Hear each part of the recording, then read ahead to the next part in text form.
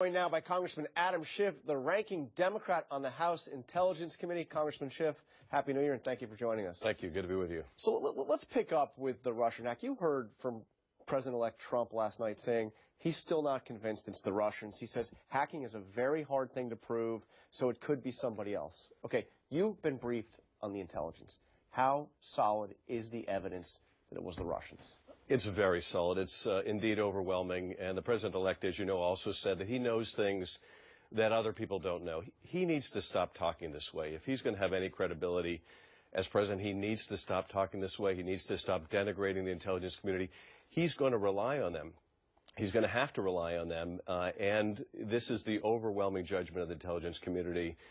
And frankly, all of the members of the intelligence committees in Congress, Democrats and Republicans, none of us have any question about this. The only one who does, apparently, is Donald Trump. And this is the problem. You know, there's only one thing worse than someone who wins elective office after everyone told them that they would win, and that's someone who wins after everyone told them that they would not, because they believe in the infallibility of their own judgment. And this is very dangerous. But doesn't the incoming Trump press secretary have a point here on the response by the Obama administration? We did have that hack by the Chinese, the OPM attack. This was 22 million federal employees affected. The Obama administration did nothing that we know of publicly. Why did they do nothing about that huge hack done by China, and then this, just on the way out the door, make this big statement about the Russia hack? Well, I think what Mr. appreciate is there was one form of hacking for the purpose of foreign intelligence gathering, and that's what the Chinese did with OPM. They gathered this information about federal employees that they could use for their foreign intelligence purposes. That's a serious It's very offense, serious. isn't it? It's very serious.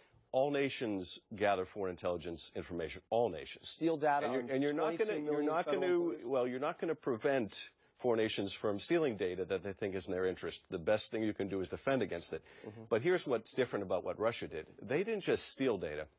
They weaponized it. They dumped it during an election with the specific intent of influencing the outcomes of that election and sowing discord in the United States.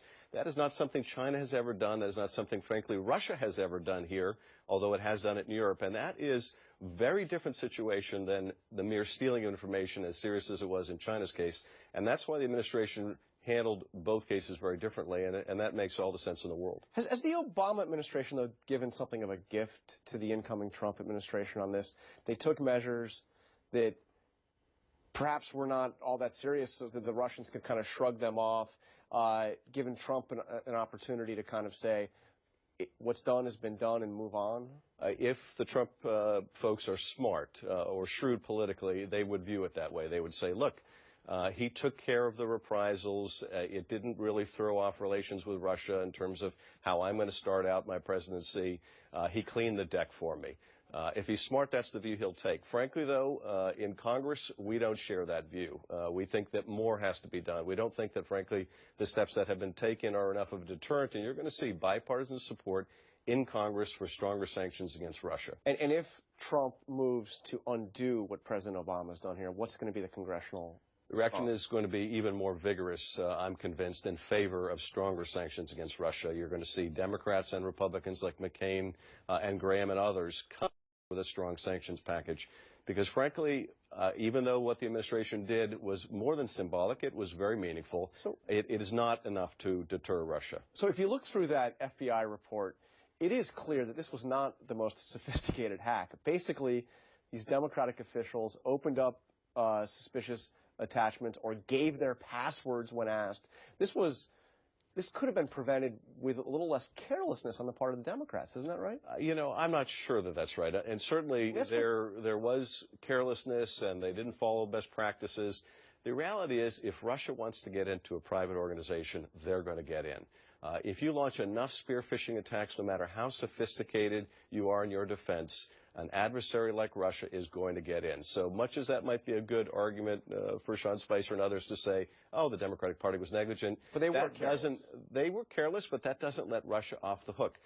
Yes, it got them in the door. But Russia and Putin and the Kremlin, they're the ones that made the decision to dump and weaponize that information. And I want to ask you about this horrific attack in Turkey, yet another shooting in a nightclub. What do we know about who was responsible? Well, we still don't know yet. Obviously, there are two parties that are the prime suspects. You have ISIS, which has urged attacks in Turkey, urged attacks in places where foreigners congregate, urged attacks around the holidays. You also have Turkey very much at war with Kurdish militants. What you look at initially before there's a claim of responsibility or you can follow the evidence trail is who are the targets. And these look more like ISIS targets than Kurdish targets. That's far from definitive. And if you look at this, it's really, unfortunately, not all that surprising. We had a State Department warning issued just 10 days ago, non-specific, general warning to Americans in Turkey and other parts of Israel, other parts of Europe, telling them to avoid crowded spaces and places where Westerners are gathered. No, it's true. Our State Department warnings have been tragically very much on point, as they were in Berlin, as they are here in Turkey. And unfortunately, this portends another very tumultuous and violent year in Turkey, as not only the gateway in the past for fighters going into Syria, but also the gateway for refugees coming out and massive security problems on their hands. Right. Congressman Adam Schiff, thank you very much for joining us, and Happy New Year. To you too. Up next.